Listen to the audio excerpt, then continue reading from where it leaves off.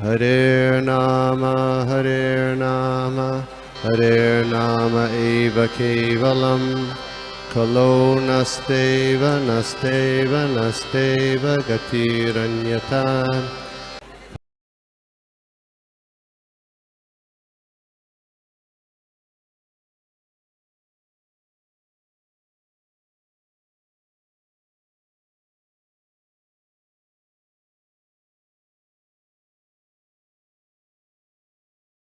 तीसरा स्कंद, पहला अध्याय और 34वां श्लोक।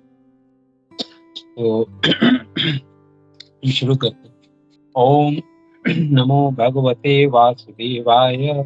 ओम नमो भगवते वासुदेवाय। ओम नमो भगवते वासुदेवाय। नारायणं नमस्कृत्य नरं चैव नरोत्तमं देवीं सरस्वतीं व्यासं ततो जयं उदीरये। नष्टप्रायेषु भद्रेषु नित्यं भागवत सेवया भगवती उत्तम श्लोके भक्तिर्भवति नैष्टकी।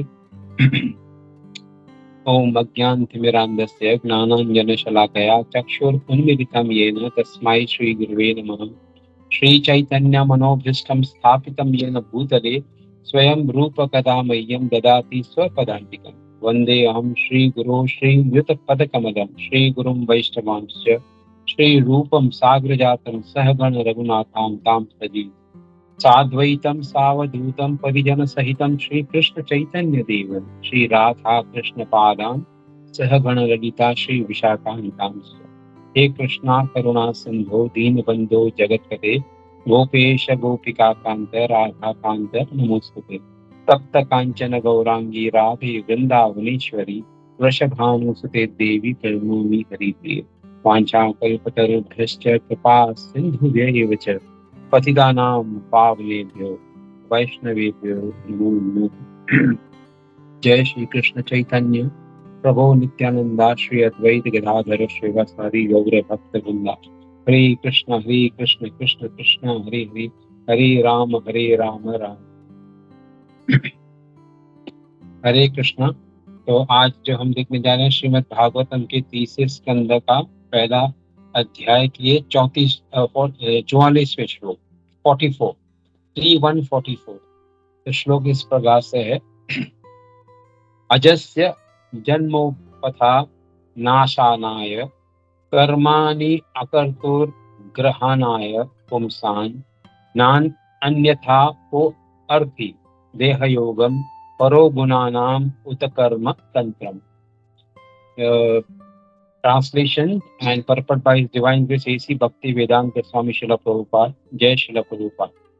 ट्रांसलेशन तो हम देख लेते हैं, मगर पर्पट थोड़ा बड़ा है तो पर्पट में से जो मेन पॉइंट्स हैं उसको हम कवर करने का प्रयास करते हैं। The appearance of the Lord is manifested for the annihilation of the upstarts. His activities are transcendental and are enacted for the understanding of all persons. Otherwise, since the Lord is transcendental to all material modes, what purpose could he serve by coming to earth?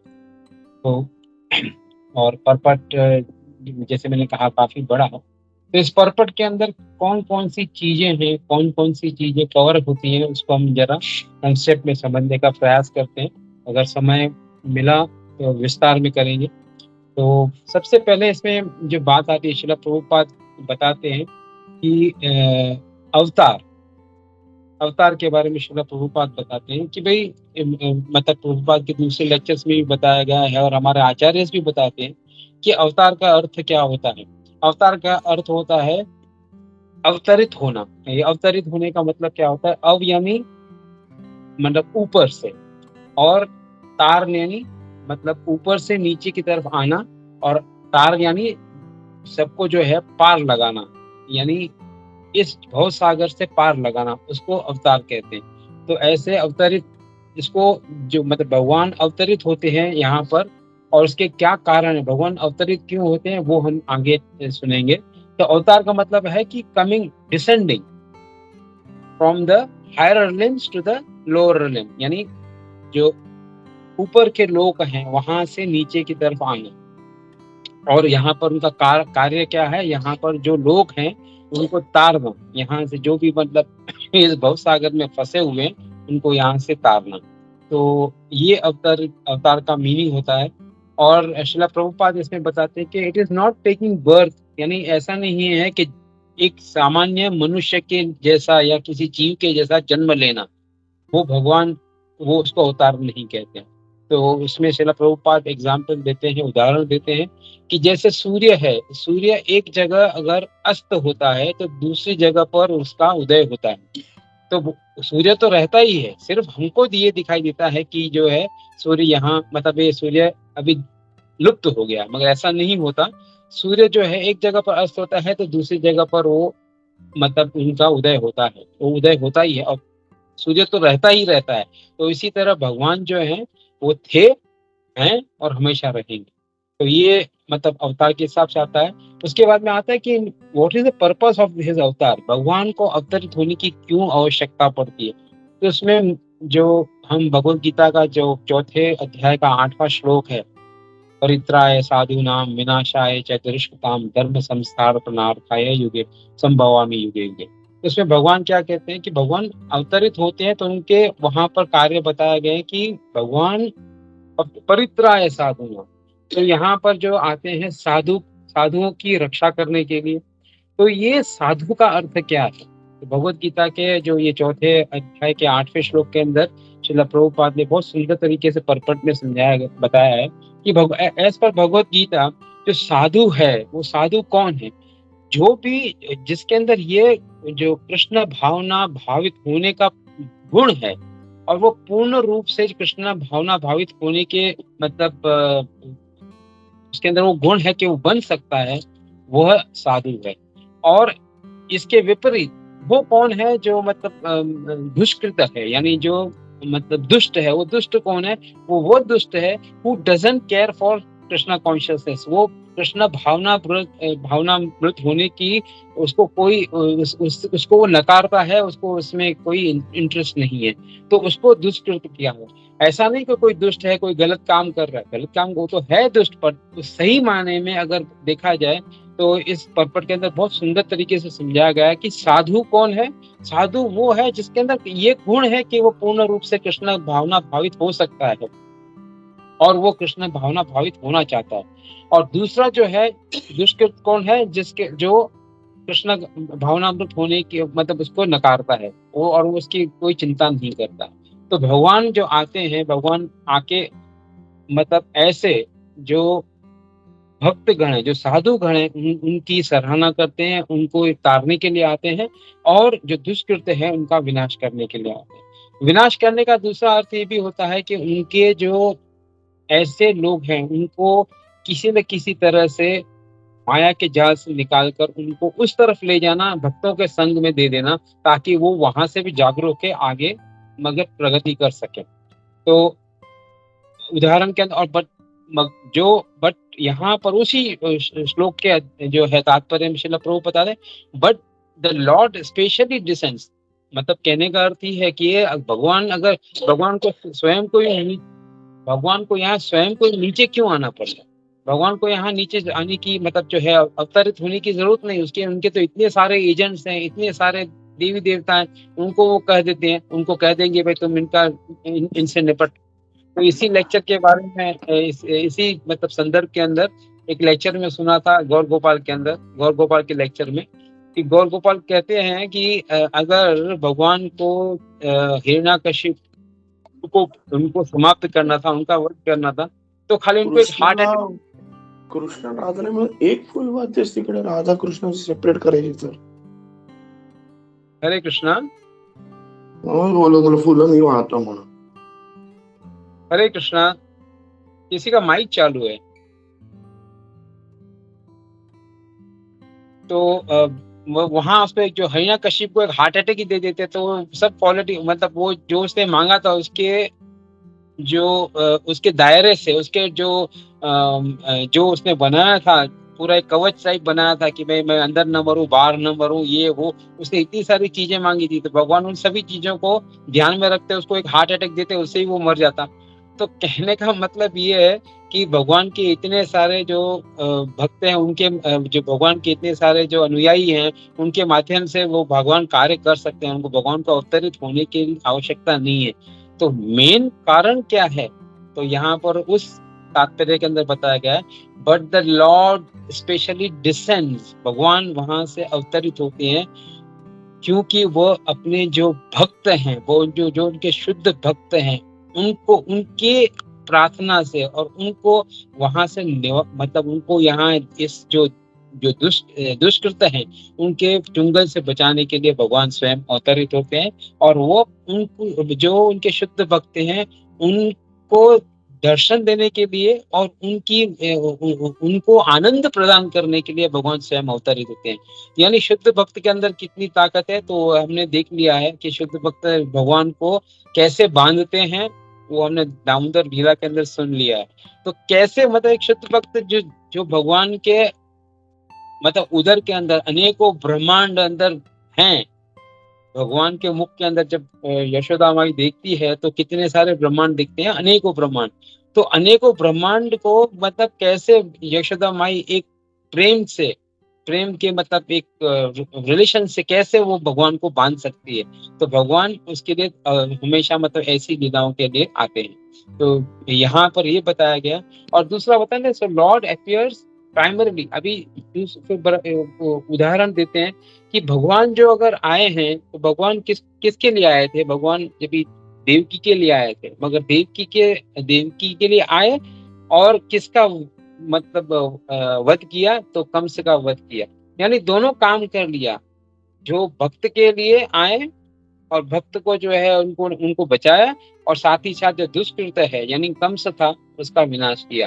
Similarly हम आगे जो मतलब इतनी सारी लीलाएं हैं उसके अंदर हम देखते हैं कि भगवान जब भी आते हैं तो भक्तों का उद्धार करते हैं और जो दुष्कृत हैं उसका विनाश करते हैं। Further why the lord takes different avatar, भगवान अलग अलग अवतार क्यों लेते हैं?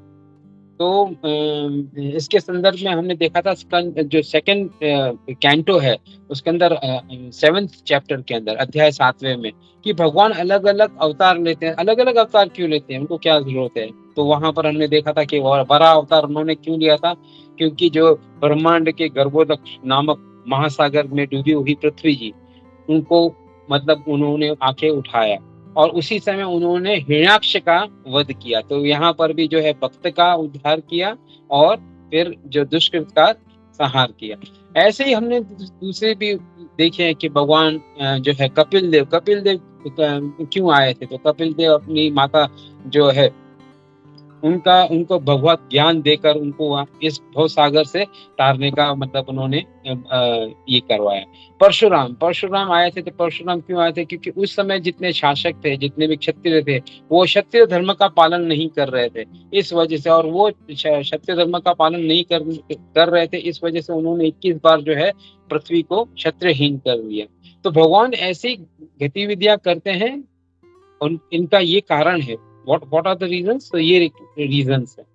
उसके बाद हम देखते हैं कि इन जो गतिविधियां हैं ये क्या एक सामान्य गतिविधियों के जैसा है तो और उसका प्रभाव भगवान पे पड़ता है? नहीं।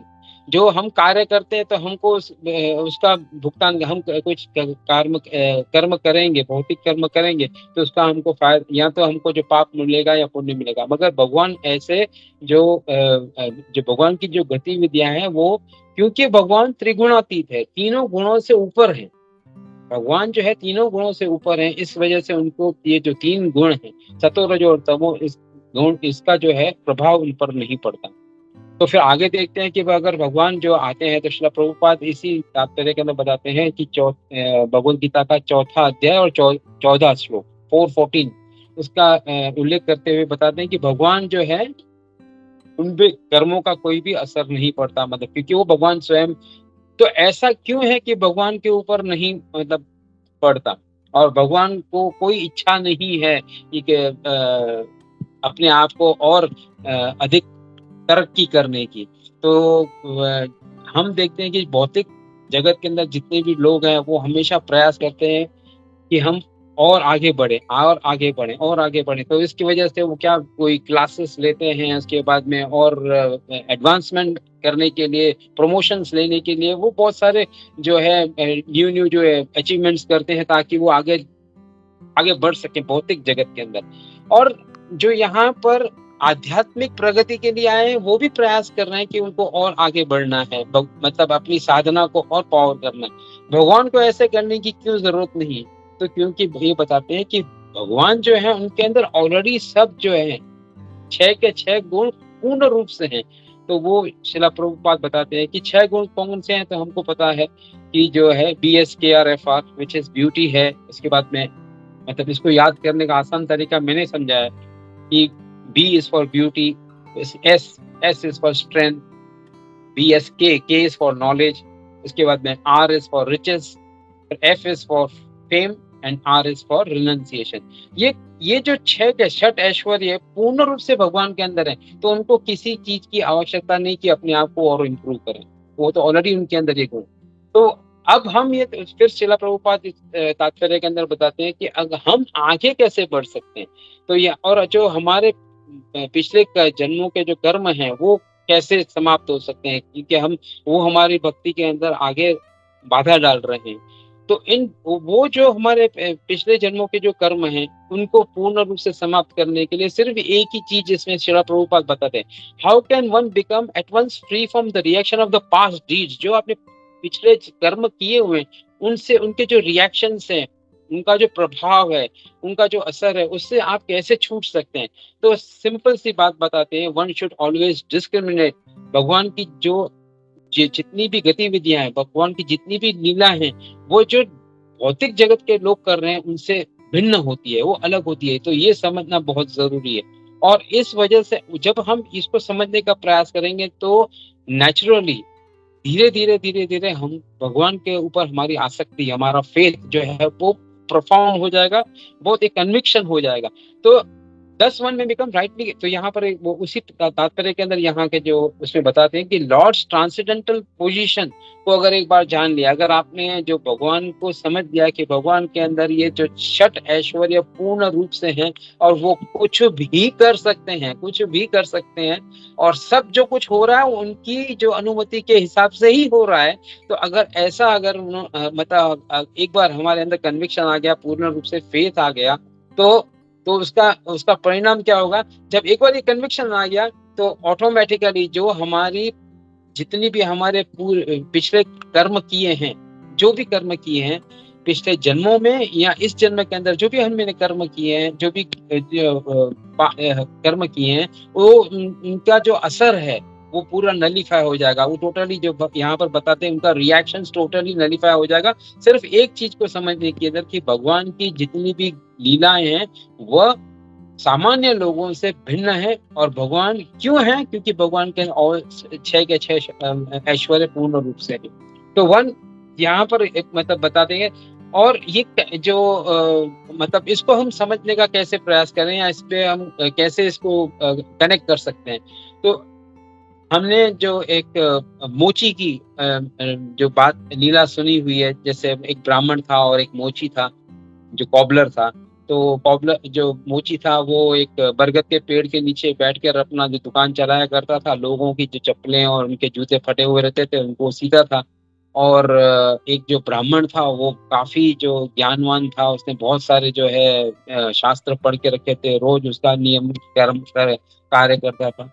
तो जो नारद मुनि हैं, नारद मुनि प्रश्न पूछते हैं भगवान से कि हे ठाकुर जी, आप मुझे बताएं कि इन दोनों में से उद्धार किसका होगा। और जो मतलब ये मोची था, चमार था, वो भगवान का अच्छा भक्त था। वो हमेशा भगवान के बारे में सुनता था और वो हमेशा भगवान का नाम लेता रहता था। तो जो ये है अपना नारद जी पूछते हैं भगवान से कि आपके धाम में कौन आएगा। तो भगवान कहते हैं कि भाई तुम जाओ, जाके मतलब इनसे जाके मिलो तो तुमको कुछ इसके बारे में जानकारी मिलेगी।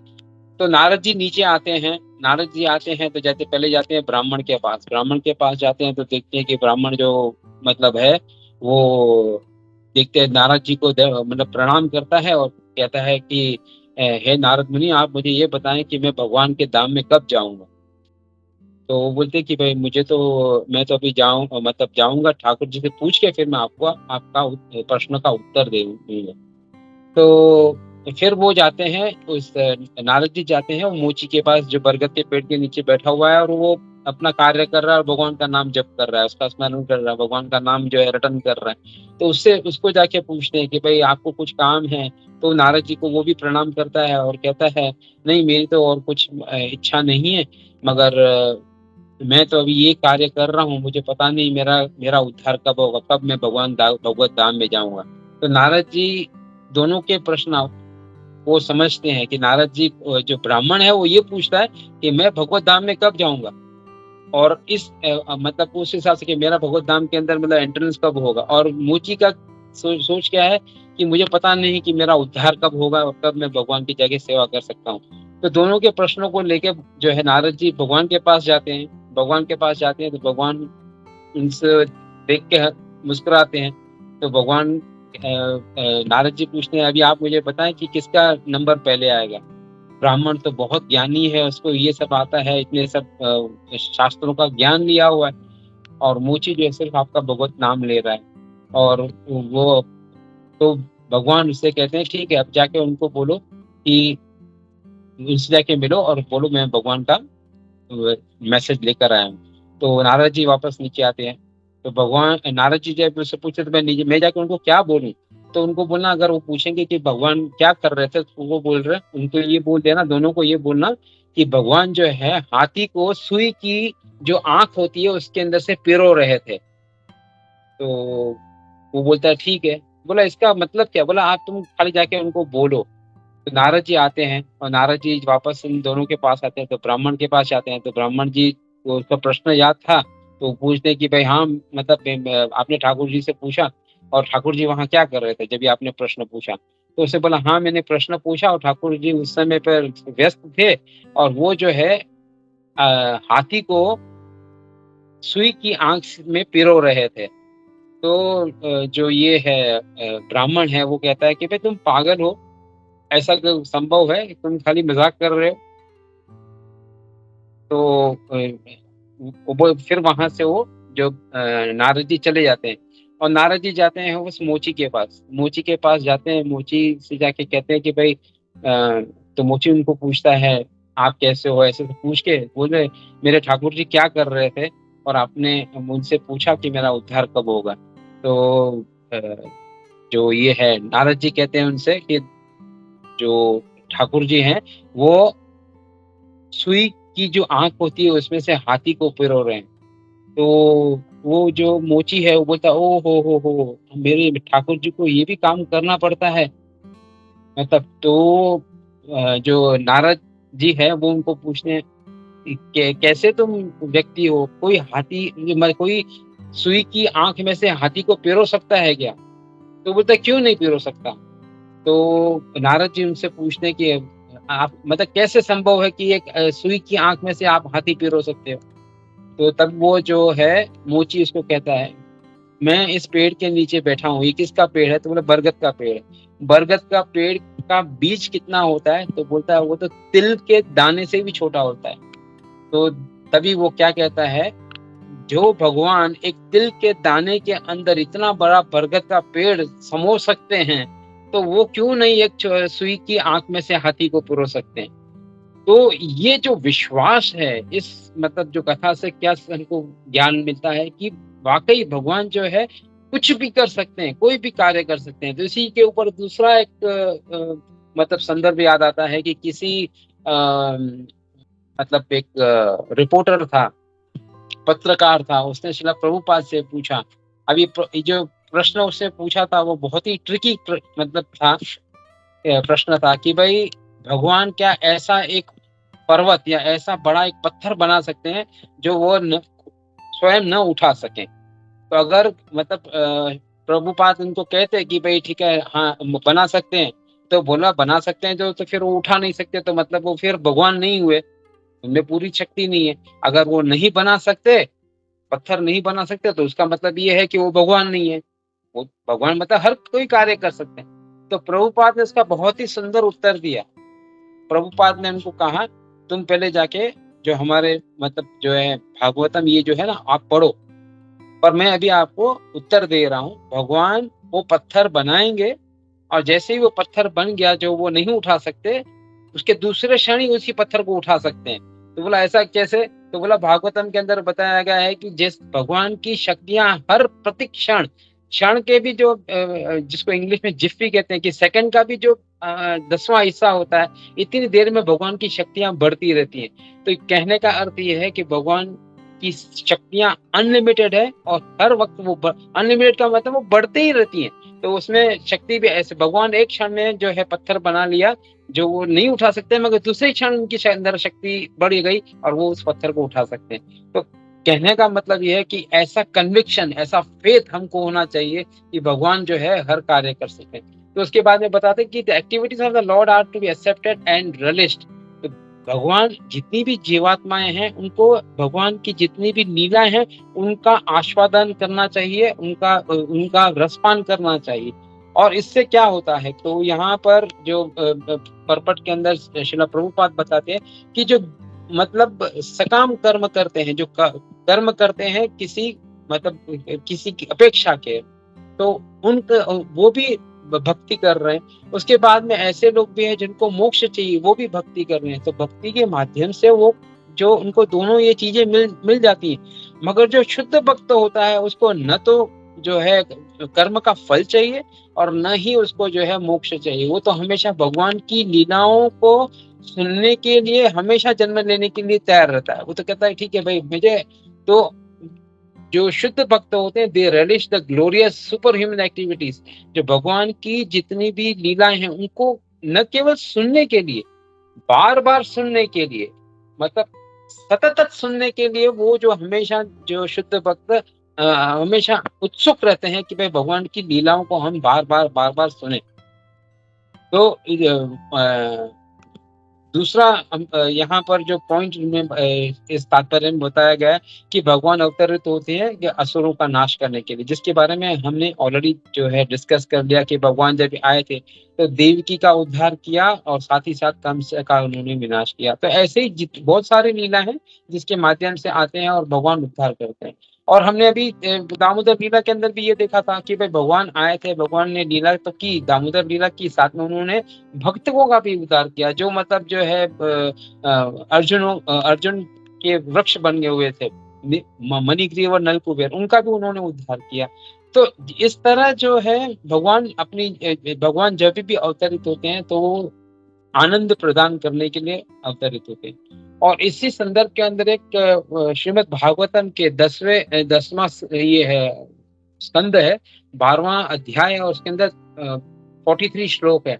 तो उस श्लोक के अंदर के बारे में जब मैं सुन रहा था तो उसमें बताया कि भगवान की जो लीलाएं सुनते हैं तो मतलब उसके अंदर जो परीक्षित महाराज वो कहते हैं oh my lord my spiritual master although we are the lowest of Kshatriyas. तो जो परीक्षित महाराज ऐसे क्यों कह रहे हैं, तो वो मतलब इस संदर्भ में कह रहे हैं कि जो वो सुखदेव गोस्वामी से कहते हैं कि मैं जो oh my lord my spiritual master although we are the lowest of Kshatriyas, वो क्षत्रिय के मतलब अपने आप को स्वयं को कह रहे हैं कि मैं क्षत्रिय, मैं सबसे गिरा हुआ क्षत्रिय हूँ। क्यों? क्योंकि मैंने जो है क्षत्रिय होने का धर्म नहीं निभाया। मैंने जो ब्राह्मण को मुझे रक्षा करनी है, मेरी ब्राह्मण को जिसको मुझे हमेशा जो मुझे ज्ञान देते हैं उनका मुझे सत्कार करना चाहिए, उनको मुझे आदर देना चाहिए। ऐसे ब्राह्मण के गले में मैंने जो है मरा हुआ सांप डाल दिया अहंकार के अंदर आते हुए। खैर ये तो एक लीला थी, मगर यहाँ पर सुखदेव गोस्वामी से जो परीक्षित महाराज ये कहें कि क्योंकि मैंने अपने क्षत्रिय धर्म का जो पालन नहीं किया, इस वजह से मैं लोवेस्ट हूँ, मैं बहुत ही गिरा हुआ हूँ।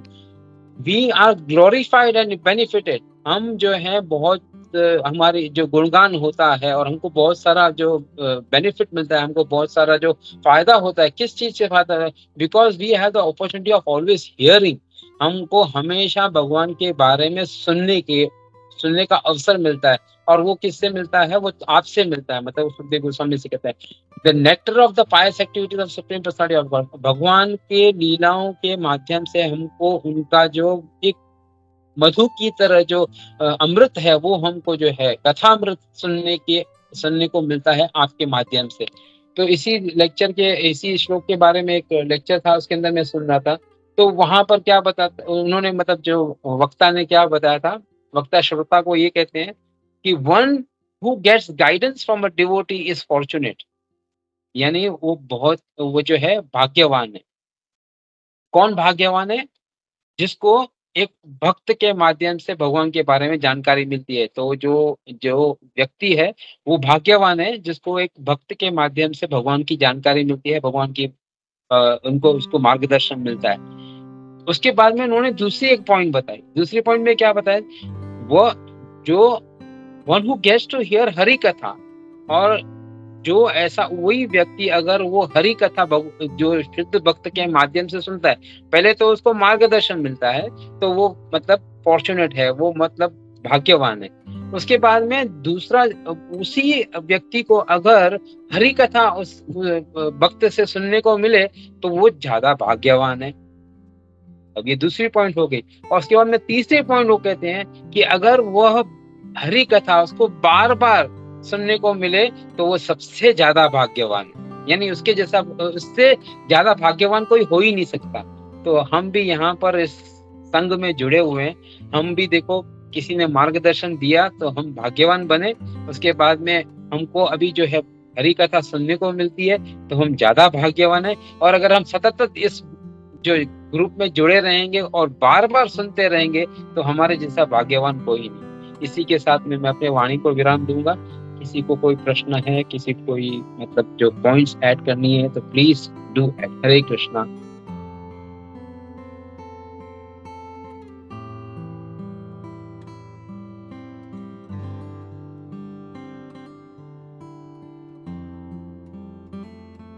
हरे कृष्णा प्रभु, थैंक यू। हरे बहुत अच्छा क्लास। हरे कृष्णा प्रभु। कैसे भगवान का आज के जो श्लोक में है, कैसे भगवान का अवतरण होता है और वो क्यों होता है, बहुत बहुत अच्छे से आपने वो सब रीजन सारे जो थे वो प्रेजेंट किए। So thank you for that प्रभु जी। हरे कृष्णा। और क्विकली किसी भक्त का कोई प्रश्न है, कोई डाउट्स है, कुछ अनुमोदन करना चाहते हैं तो आज के क्लास में क्या क्या अच्छा लगा, we can just share that. Hare Krishna.